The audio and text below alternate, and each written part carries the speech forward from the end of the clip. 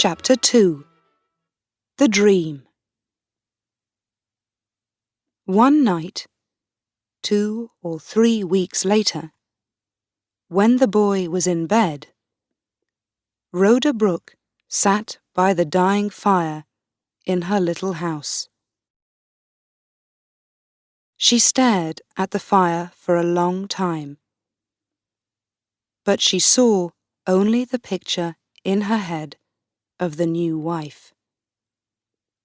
At last, tired from her day's work, she went to bed. But the picture of Gertrude Lodge did not go away. When Rhoda slept, the young wife was still there in Rhoda's dreams. She sat on Rhoda's body in the bed, staring into Rhoda's face. Her blue eyes were cold, and with a cruel laugh, she put her left hand in front of Rhoda's eyes. There, on the third finger, was her wedding ring. And the phantom of Gertrude Lodge laughed again. Rhoda turned this way and that way, but the phantom was still there. It sat, heavier and heavier, on Rhoda's body, and now Rhoda could not move. Always in her ears was that cruel laugh, and always in front of her eyes was that left hand with its wedding ring. At last, half dead with terror, Rhoda suddenly put out her right hand, took hold of the phantom's left arm, and pulled it hard. The phantom fell off the bed onto the floor, and Rhoda sat up. "Dear God!" she cried. She felt cold, so cold. That was not a dream. She was here. She could still feel the young woman's arm under her hand, a warm, living arm. She looked on the floor for the woman's body, but there was nothing there. Rhoda Brooke slept no more that night, and at the dairy, early the next morning, she looked pale and ill. She could not forget the feel of that arm under her hand. When she came home for breakfast, her son asked her, "What was that noise in your room last night, Mother? Did you fall off the bed?" "Noise? What time did you hear it?" "About 2 o'clock. But what was it, Mother? Something fell. I heard it. Was it you?"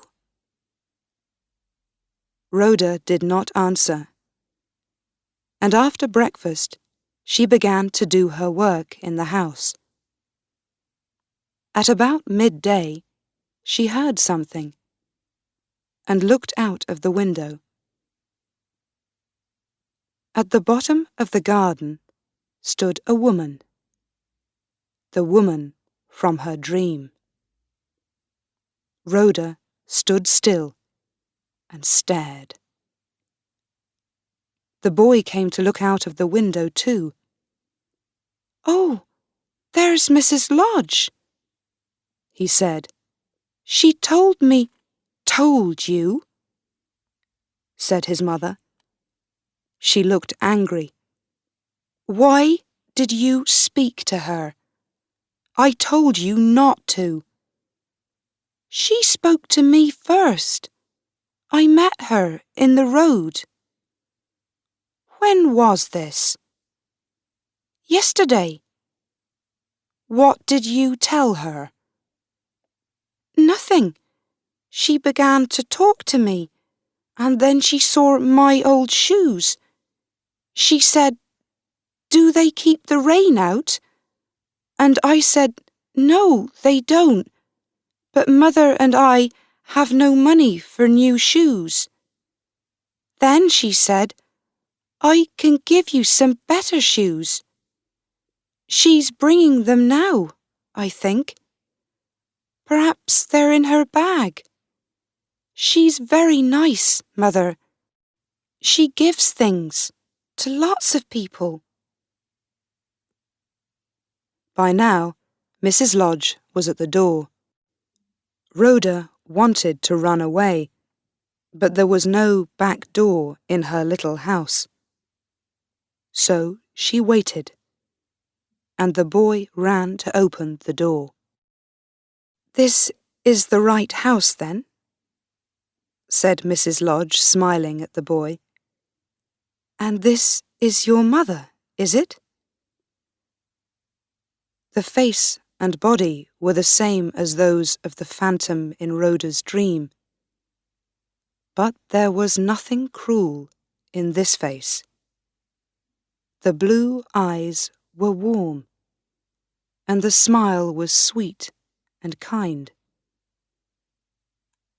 The young woman took the shoes out of her bag and gave them to the boy. She smiled and talked in a warm and friendly way. "How kind she is," thought Rhoda. "How young and sweet and innocent. Why did I have that bad dream about her? She's a friend, not an enemy." 2 days later, Mrs. Lodge came again, with a new shirt for the boy. And 12 days after that, she visited Rhoda a third time.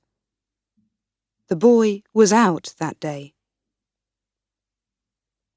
"I like walking up here on the hill," Mrs. Lodge told Rhoda. "And your house is the only one up here." They talked about the weather and the village. Then Mrs. Lodge got up to leave. "Are you well, Rhoda?" she asked. "You look pale." "Oh, I'm always pale," said Rhoda. "But what about you, Mrs. Lodge? Are you well?" "Yes, I am, but there is something. It's nothing very bad, but I don't understand it." She uncovered her left hand and arm. There were marks on the arm, yellowy-brown marks, like marks made by fingers. Rhoda stared at them. "How did it happen?" she asked. "I don't know," said Mrs. Lodge. "One night, when I was in bed, I had a dream. And then, suddenly, my arm hurt very badly. Perhaps I hit it on something in the daytime, but I don't remember it." She laughed. "My dear husband says it's nothing very much. And he's right, of course." "Yes. Which night was that?" said Rhoda. Mrs. Lodge thought for a moment. "It was 2 weeks ago today. It was 2 o'clock in the night. I remember, because I heard the clock." It was the same night, the same hour, as Rhoda's dream of the phantom. Rhoda remembered the terror of it and felt cold. How can this be? She thought, when Mrs. Lodge left. Did I do that? But why? She is innocent and kind. I don't want to hurt her. And how can a thing like that happen? Only witches can do things like that.